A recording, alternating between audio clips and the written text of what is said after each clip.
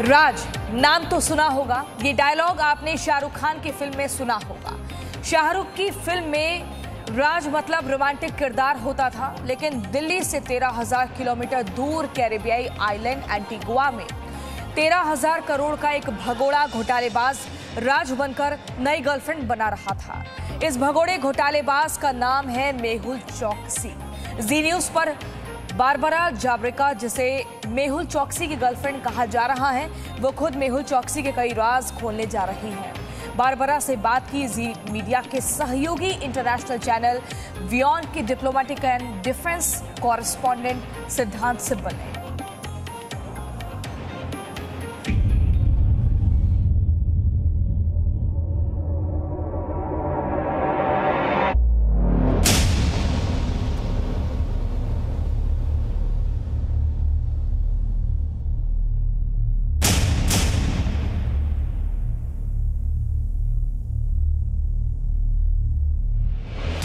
नाम नकली, diamond ring नकली। पहले बैंक, अब गर्लफ्रेंड से धोखा।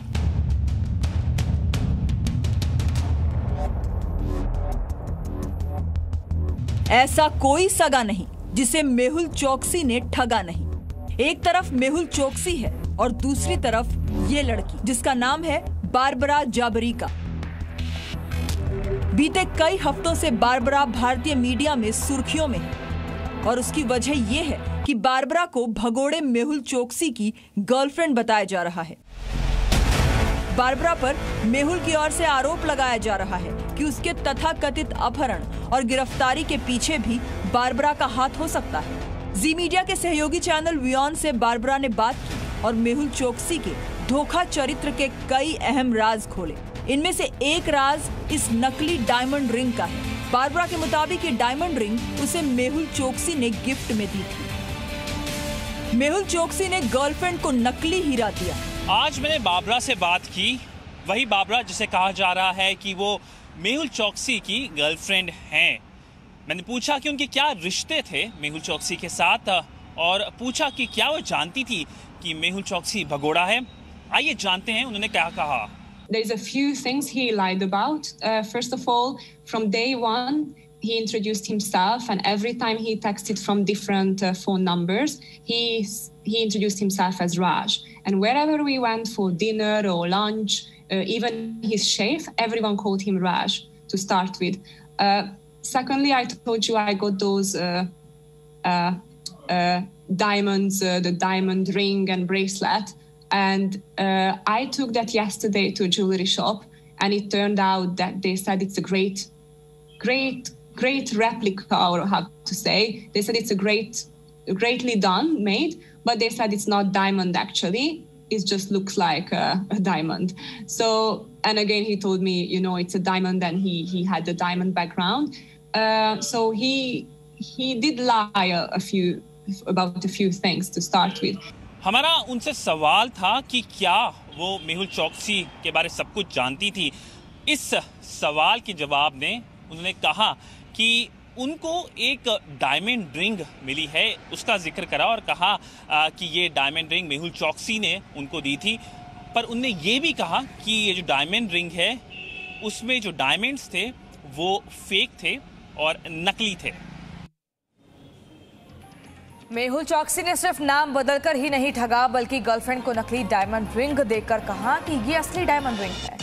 वियॉन से बातचीत में बारबरा ने बताया कि मेहुल उसके साथ जोर जबरदस्ती करना चाहता था। मेहुल की नीयत उसके लिए ठीक नहीं थी।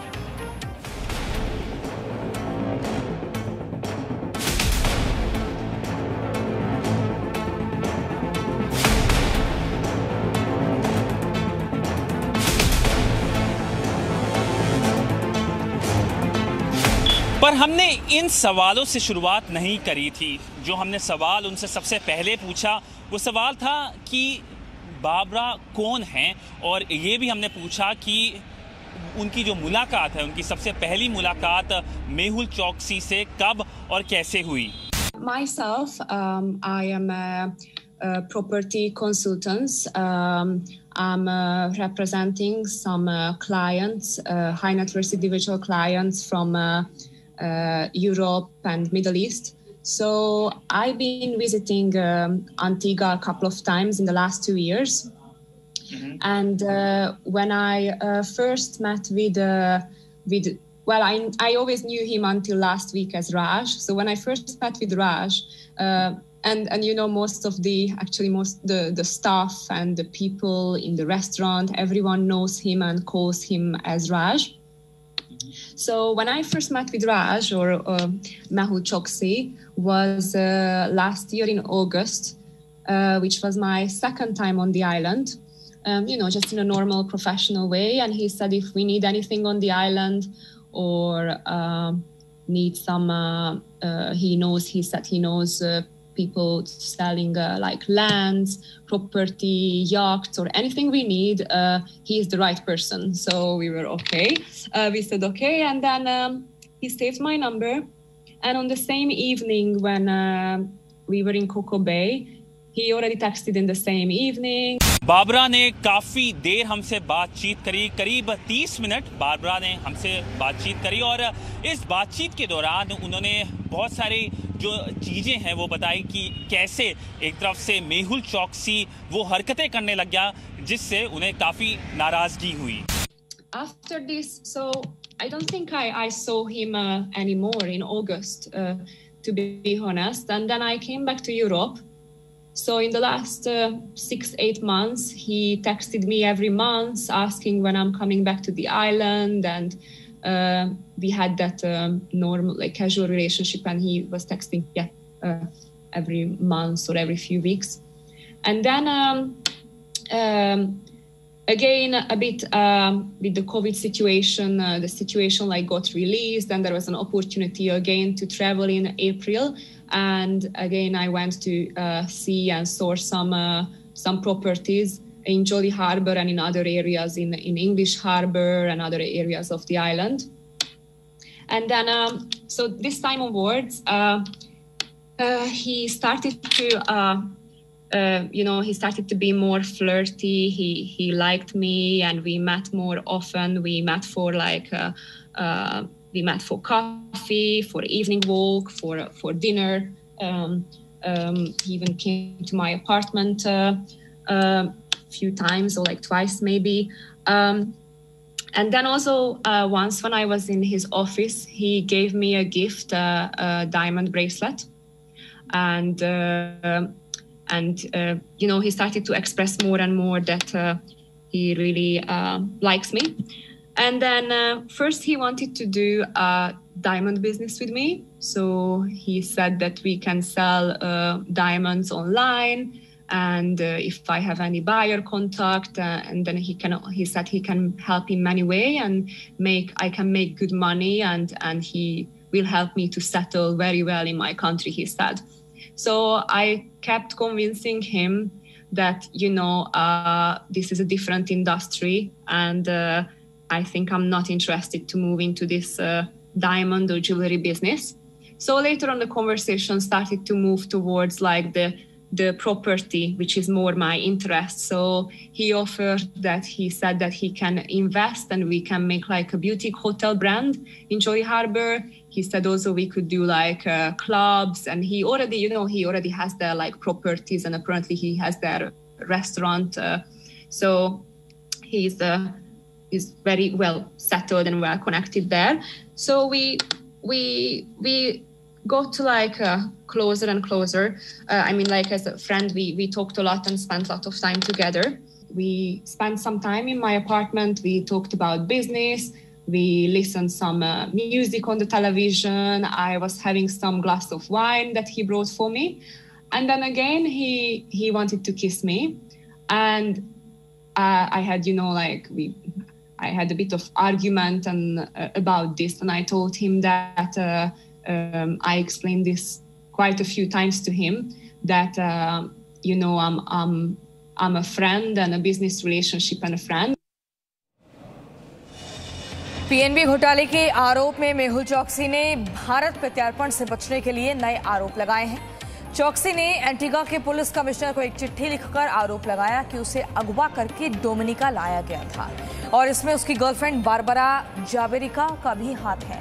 चौकसी ने लिखा कि 23 मई को बारबरा ने उसे घर बुलाया था, जहां से 5 लोग उसे अगवा करके एक बोट से डोमिनिका ले आए। इनमें 2 भारतीय थे जो उसे पीएनबी के फंड पर सवाल कर रहे थे। चौकसी ने आरोप लगाया कि रास्ते में उससे मारपीट की गई और उसकी सारी चीजें छीन ली गई। मेहुल चौकसी इस वक्त डोमिनिका के अस्पताल में है और अपनी जमानत की कोशिश में लगा है।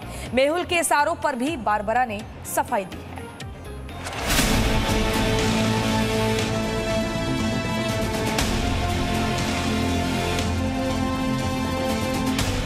बारबरा के बारे में मेहुल चोकसी की पत्नी का दावा क्या झूठ था, या फिर मेहुल ने बारबरा के बारे में पत्नी से भी झूठ बोला था?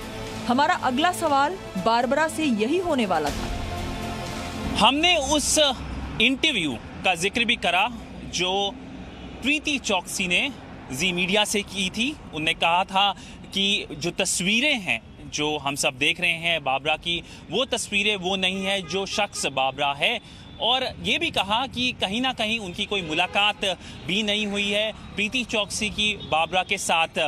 इस पे वो थोड़ी हंसी और आइए जानते उनने इस पे क्या कहा। She does say she doesn't know me and she never met with me, but she also says that the pictures are not her.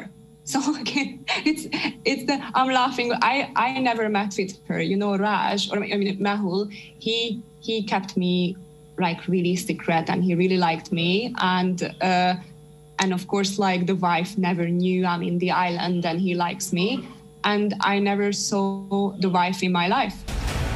Mehul की पत्नी के बयान के बारे में सुनकर बारबरा हंस रही थी। अब हम आपको सुनाते हैं कि जी मीडिया से बातचीत में मेहुल की पत्नी ने बारबरा को लेकर क्या दावा किया था। ये भी बताया जा रहा है कि एक महिला मित्र थी जिनके साथ वो गए थे डोमिनिका। एक बाबरा करके लड़की थी जिसका फोटो आप रन कर रहे हैं, वो करेक्ट फोटोज नहीं है। वो लेडी के साथ वो कभी कभी वो उनको ज्वाइन करती थी चलने में, और कभी डिनर या लंच लेते थे वो जब भी एंटीगा आती थी। वो अगस्त में हमारे सामने के पड़ोस में रही थी, और तभी मेरे हस्बैंड जब भी चलते थे तो वो वॉक में साथ में ज्वाइन होती थी। बारबरा का सवाल सुनने के बाद धोखेबाज मेहुल चोकसी के चरित्र के बारे में पत्नी की आशंकाएं शायद दूर हो जाएं। वैसे मेहुल चोकसी ने एंटीगा से गिरफ्तारी की कहानी में अपहरण का एंगल दिया।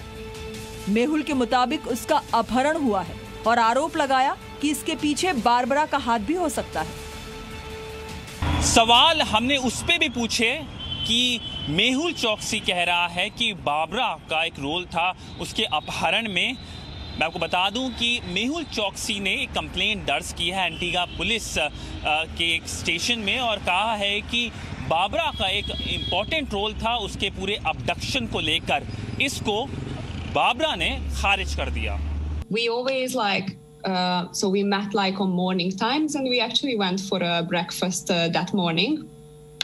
Probably the last time I saw him was around, I don't know, 11:30 or midday. So and then I left Antigua actually. So to start with, that time of the afternoon or evening that they're claiming, I wasn't even in the area or in the country anymore.